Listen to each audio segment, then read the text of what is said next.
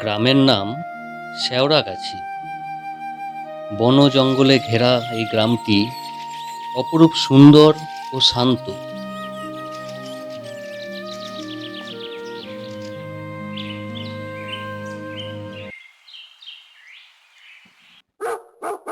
তবে রাত হলেই এই গ্রামে নেমে আসে এক অদ্ভুত শীতলতা, যেন বাতাসের ভেতর কেউ ফিসফিস করে বলে, আয় আমার কাছে আয়।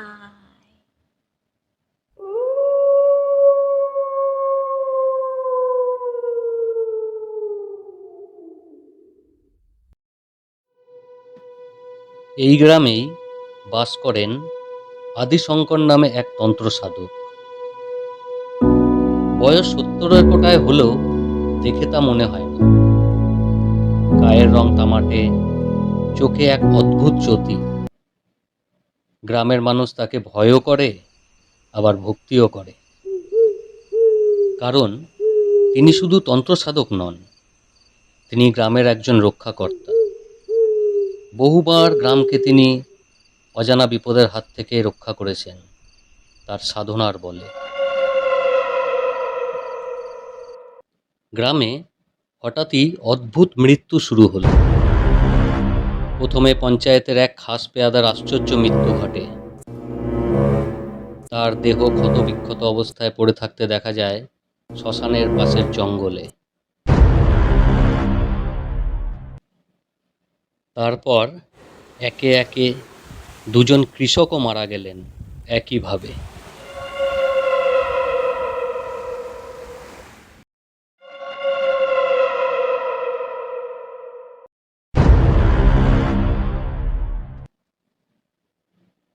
গ্রামে কানাঘুষো শুরু হলো। কোনো দুষ্ট আত্মা নেমেছে, নাকি কোনো অশরীরী? গ্রামের সবাই খুব দুশ্চিন্তায় পড়ল।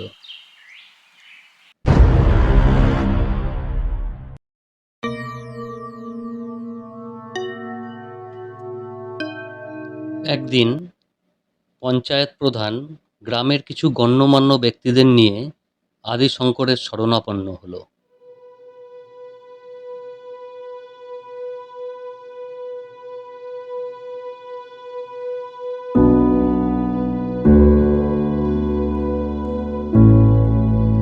আপনি ছাড়া আর কেউ এই গ্রামকে বাঁচাতে পারবে না। এর আগেও আপনি অনেক অজানা বিপদ থেকে আমাদের রক্ষা করেছেন। এবারও কিছু একটা উপায় বার করুন। দয়া করে এই আতঙ্কের হাত থেকে গ্রামকে উদ্ধার করুন। সবাই যে ঘর থেকে ভয়ে বেরোতেও পারছে না। আদিশঙ্কর গম্ভীর চোখে তাকালেন, বললেন, এটা একটা অশরীরীর কাজ, কিন্তু এ কোনো সাধারণ আত্মা নয়। কেউ ইচ্ছে করে ডাকছে ওদের। কারোর লোভ, কারোর ক্রোধ, এই ডেকে আনে সর্বনাশ। আদিশঙ্কর জানতেন অশরীরীর সঙ্গে মোকাবেলা করতে হলে তাকে নিজের সাধনায় শান দিতে হবে। তাই তিনি বনপথ ধরে চলে গেলেন শ্মশানের দিকে।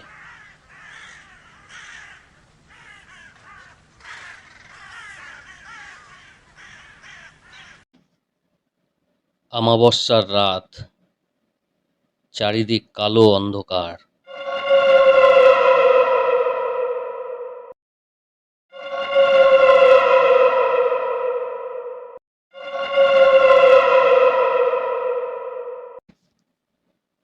শ্মশানের বাতাস ভারী হয়ে এসেছে।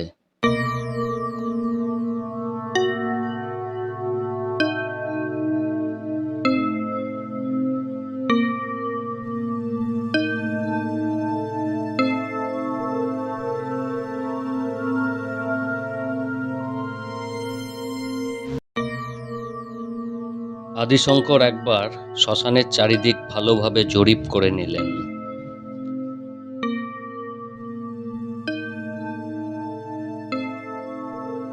তারপর বসে কপালে রক্ত তিলকের ফোঁটা দিলেন।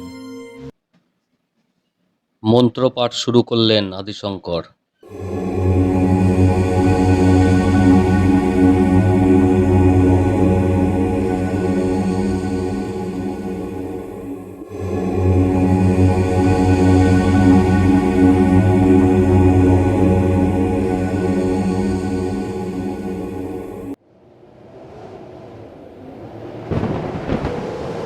চারিদিক যেন কেঁপে উঠল।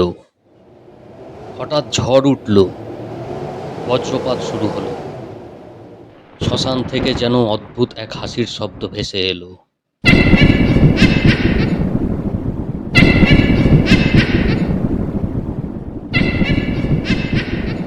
আদিশঙ্কর কিন্তু মন্ত্রপাঠ থামালো না।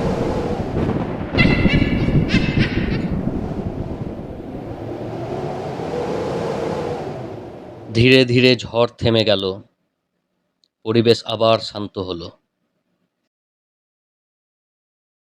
মন্ত্রপাঠ শেষে আদিশঙ্কর মাটিতে একটি ত্রিভুজ আঁকলেন। তার মাঝখানে রাখলেন ঝড়ের সাথে উড়ে আসা একটি শুকনো পাতা।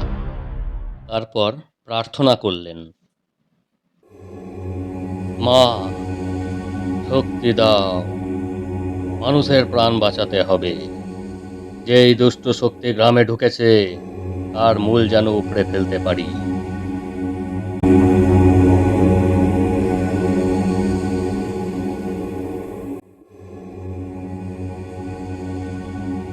এক মনে মায়ের নাম জপ করতে করতে আদিশঙ্কর দেখলেন জঙ্গলের অন্ধকারের ভেতর থেকে বেরিয়ে এলো এক লম্বা কালো ছায়া মূর্তি।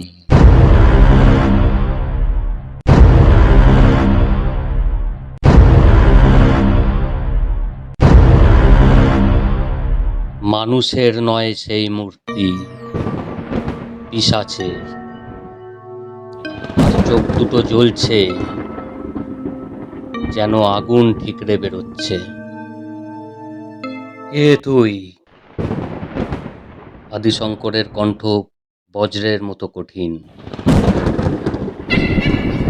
পিশাচিনী হেসে উঠল, আর হিম করে দেওয়া সেই হাসি।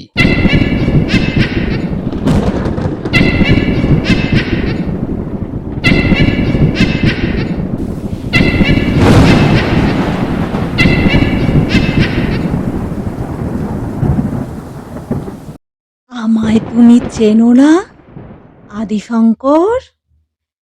কিন্তু আমি তোমায় চিনি। তন্ত্রশক্তি তোমারও আছে, আমারও আছে। তবে আমি ভোগ চাই, তুমি চাও সেবা। এটাই আমাদের ফারাক। আদিশঙ্কর ধীরে ধীরে বুঝতে পারলেন, এই তো সেই মীনাক্ষী, বহু বছর আগে যাকে গ্রাম থেকে তাড়িয়ে দেওয়া হয়েছিল। কালো জাদু করে মানুষের ক্ষতি করত সে।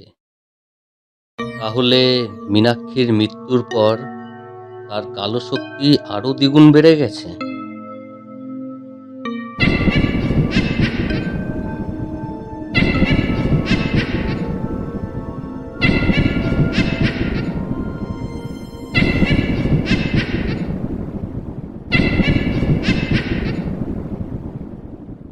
মীনাক্ষী মন্ত্রপাঠ শুরু করল। প্রচণ্ড বজ্রবিদ্যুৎ চমকে উঠল। আদিশঙ্করও নিজের মন্ত্রে মন দিলেন। আর গলায় যেন শঙ্খধ্বনি বেজে উঠল। কপাল থেকে গড়িয়ে পড়ল ঘাম। দুই পক্ষের তন্ত্রযুদ্ধ যেন অদৃশ্য আগুন জ্বালালো।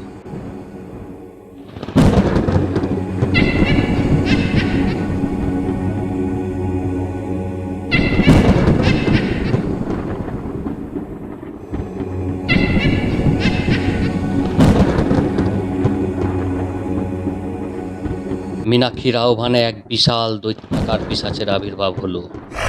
তার লম্বা লম্বা হাত, মাথায় দুটো শিং, চোখ দিয়ে যেন আগুন ঠিকরে বেরোচ্ছে।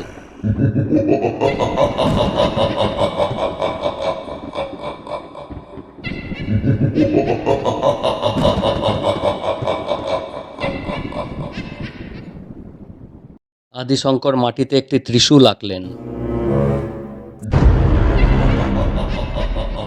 তারপর গুরু মন্ত্র জপ করতে শুরু করলেন।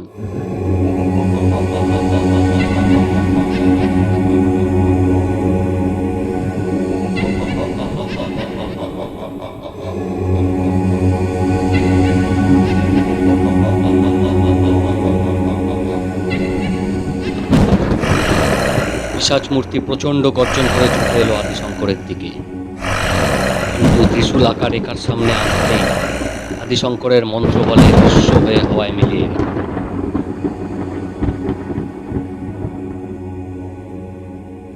মীনাক্ষী গর্জে উঠল। তোর তন্ত্র শক্তি তোকে রক্ষা করবে না আদিশঙ্কর। তোর শক্তি দেবীর, আর আমার শক্তি শয়তানের।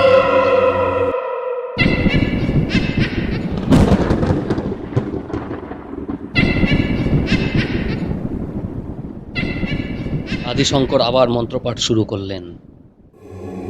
হঠাৎ চারিদিক কেঁপে উঠল, আকাশ থেকে যেন আগুন ঝরে পড়ল। মীনাক্ষী আর স্থির থাকতে পারল না, সে চিৎকার করে উঠল। আমি ছাড়বো না কাউকে। এই গ্রামকে শ্মশান বানিয়ে দেব। আবার আসবো আমি। তৈরি থাকিস আদিশঙ্কর। কিন্তু আদিশঙ্কর জানতেন, যে শক্তি ভোগের জন্য ব্যবহার হয় তা শেষমেশ নিজেকেই গ্রাস করে। মীনাক্ষীর পেতমূর্তি ধীরে ধীরে হাওয়ায় মিলিয়ে গেল।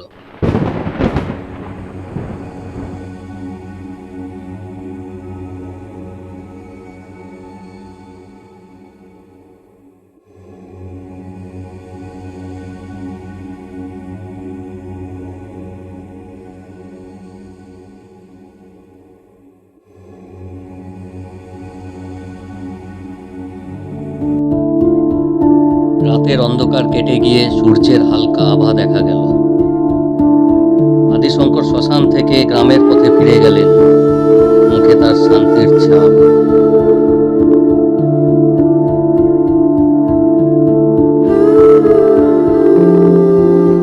গ্রামের প্রবীণরা এসে প্রণাম করলো আদিশঙ্করকে।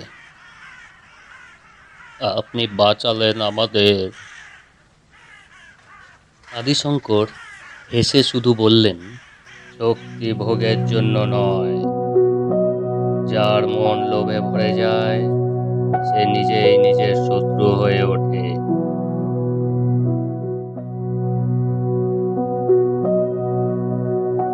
সেদিন থেকে শেওড়াগাছিতে আর কোনো অদ্ভুত মৃত্যু ঘটেনি।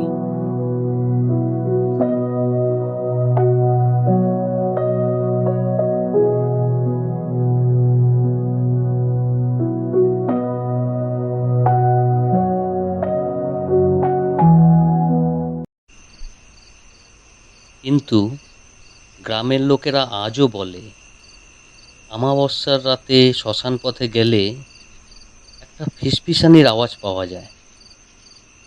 কেউ যেন কানে কানে বলছে,